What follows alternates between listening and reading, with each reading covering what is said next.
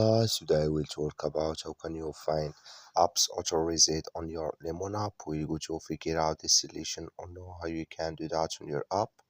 So you just follow these ways, then it's going to work with you. So all you have to do, just go down, click in this sign here down. You just click on this sign, it's going to take you to your profile. It's going to show for you like this. Then you go here above this sign, click on it.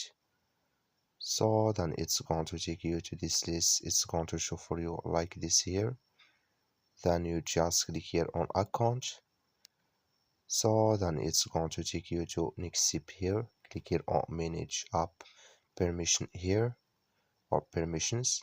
So then here you will find all apps authorized here. I have no apps authorized yet, but if you have it, it's going to show for you in this list here. So that's all you have to do. I wish you I get it. That's all. Thank you for watching. Don't forget to support us by liking and subscribe.